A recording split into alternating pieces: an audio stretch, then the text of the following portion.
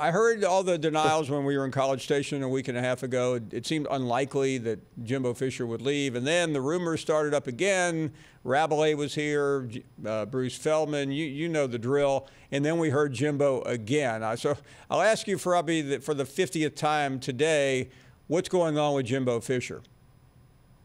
I genuinely do not believe Jimbo Fisher's going anywhere, and never did. But I'll say this, Paul, and I've been listening to you, and you and I kind of subscribe to the same.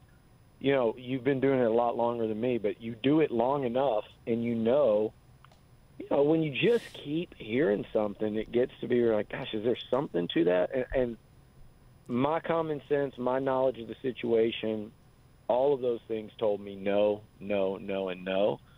But I think it was important for Jimbo to do that yesterday in the manner he did it, and maybe it was because of that Ole Miss loss, and maybe he got finally just flustered. And you get in a certain mood, and you're like, you know what, I've had enough of this.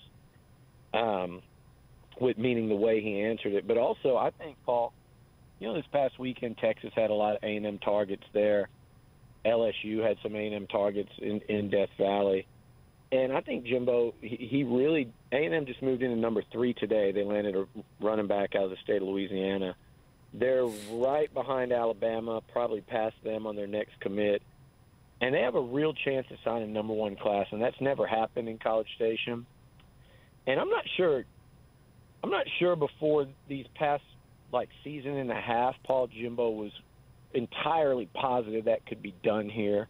Beating Alabama, recruiting at this level, and so much has changed. And when he kind of indicated too, first of all, I think he had to, nip it in the bud for all the recruits because he is trying to close out that class, and I think it was getting to be too many people were asking him about it. And then the final part, he kind of indicated, Paul, where he wouldn't really say it, but he said there are other things going on. And you probably heard about this when you were here a couple weeks ago, but there is a massive fundraising. They've raised 9 figures for facility upgrades. You're talking about $100 million plus, and that's on the way. All football. So I mean, just go through and check every little box. And at the end of the day, this. LSU, I said A&M was a better job than Florida State, and I got laughed off the airwaves, and I still believe that for so many reasons. I'm not saying A&M's a better job than LSU. I am saying A&M's a better job for Jimbo Fisher at this point in his career than LSU. I do believe that, and I believe Jimbo believes that as well. Well, Billy, I want to come back to what you said, but Scott Woodward, and it's one thing to pursue someone, but these guys know each other well enough. So I'm curious your opinion of why you think this rumor has lingered as long as it has. In my opinion, knowing Scott, he doesn't quit, and he's relentless. I've seen it firsthand. I saw it when he was closing out Jimbo to A&M. Again, though, completely different circumstances there with what was going on at Florida State and the gap in money we were talking about at that time. But I think Scott, look, he hired Chris Peterson. That was he went up there and got that deal done before he left Boise. He left with an agreement, drove up there, met him for the first time, left with an agreement. Jimbo, I think you and I both know that was not something that popped up, right there at the very end of that 2017 season. I think he knew everything that was going on at Florida State. He knew that was attainable. I don't know if there is that guy of that big a name right now that's got kind of the path cleared. And because of what you just said with Scott and Jimbo, and I know how highly he thinks of him as a coach and a program builder and a championship winner. So I just think he was not going to let up until – I don't know if it takes Jimmy Sexton calling him or Jimbo himself or what you heard yesterday or maybe Scott's fine with that continuing to be out there while he goes and operates in the shadows with somebody else.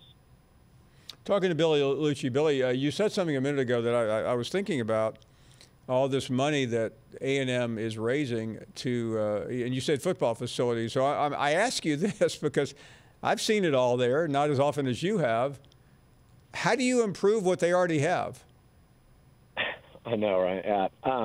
I guess you add a second pool or barbershop. No, I think Jimbo, I think it's another outdoor practice field. I think he likes a little more space to conduct practices. I'll tell you, if you're there, Paul, you've seen it a million times. That indoor facility is outdated and antiquated, and I think they also would prefer like a standalone academic center. Okay. So those are just right off the top of my head. But the biggest thing to me being the indoor, if we're being perfectly honest, the indoor and the academic center, that's probably where a lot of that would come from. And I don't know if there's weight room expansion on the docket or anything like that, but it wouldn't surprise me there either. Yeah, and I say this, and it's not like you can't always improve something, but A&M is ahead of most people on its worst day, is it not? Yeah, and you know what? I think it's about as much as anything else, too, just the continued, just like everyone went crazy when they raised him to $90 million. And I don't think for one second that didn't have anything to do with LSU. Look, they were going to UCLA, and if Edo lost at the Rose Bowl in September to start the season with Scott Woodward as the AD, well, I've seen exactly how that deal went before. It was Kevin Sumlin losing to Jim Mora and Scott Woodward as the AD, and that began the pursuit of Jimbo Fisher. So I think people at A&M knew that. They got proactive. And I think they're being proactive in terms of, too, like that sounds like a lot. It is a lot of money. It's an ungodly amount of money. But at the same time, they've got it.